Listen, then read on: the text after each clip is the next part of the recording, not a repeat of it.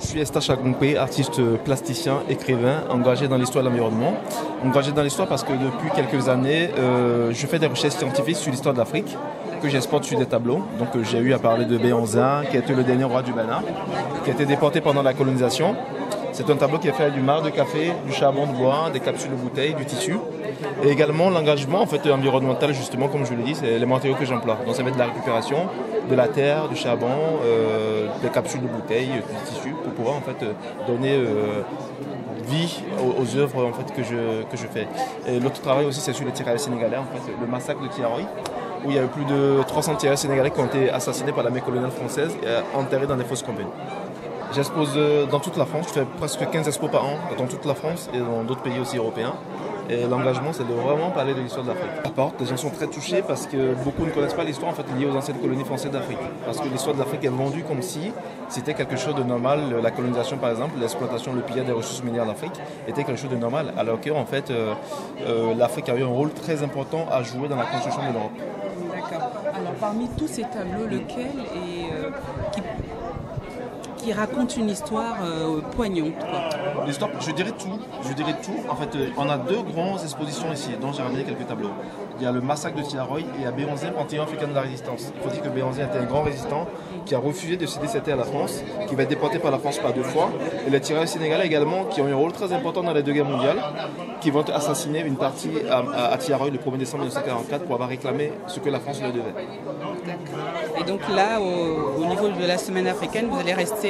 Je vais être là tous les jours. Pour expliquer mon travail, c'est très important pour moi. Pour expliquer aux visiteurs ma démarche artistique.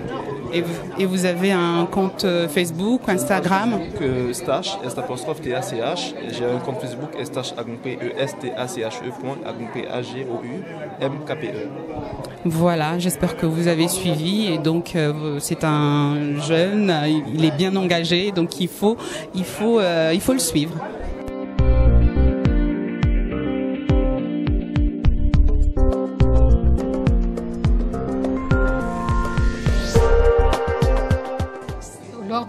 On est dans la semaine de l'Afrique, ici à l'UNESCO.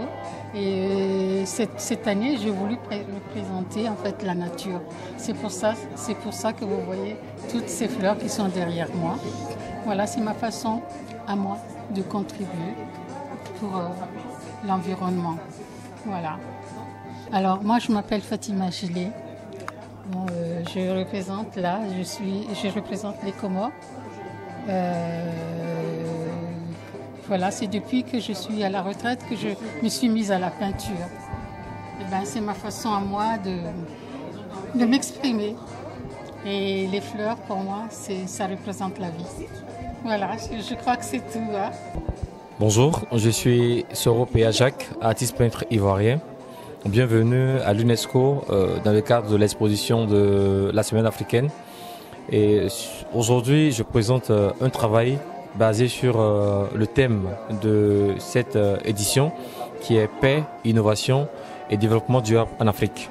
Et dans mes tableaux, vous pouvez voir 3 sujets que j'ai représentés. Une jeune fille qui est en train d'écrire dans un livre, dans un cahier, et on a autour d'elle comme l'Afrique qui est un peu stylisée. Et pour dire que dans notre quête d'émergence, dans notre processus de développement, il faudrait penser aussi à donner la place à la femme. Il faudrait compter avec la femme en mettant un accent sur l'éducation de la jeune fille. Car éduquer une fille, c'est éduquer toute une nation. Et là-bas, dans le premier tableau, le tableau est situé à l'extrême droite, on a un jeune qui rêve d'aller à l'extérieur de ce cadre-là. Il est au bord d'un cadre et il rêve d'aller à l'extérieur. Il rêve d'un autre monde. C'est pour dire que aux jeunes, que l'herbe, qu'on dit toujours, l'herbe n'est pas toujours verte de l'autre côté. Et ici, le message que je donne aux jeunes, c'est qu'on peut rester sur place et puis se réaliser.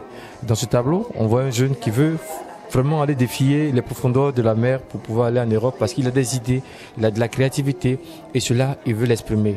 Et parce que chez lui, les conditions ne sont pas réunies, il se dit que non, je ne pourrai réussir que de l'autre côté.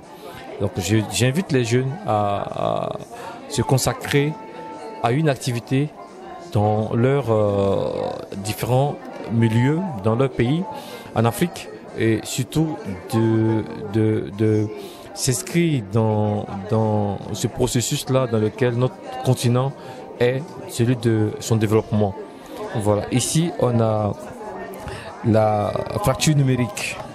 On a le continent africain qui tente son développement, qui essaie de se reconstruire, mais on a la fuite de nos cerveaux.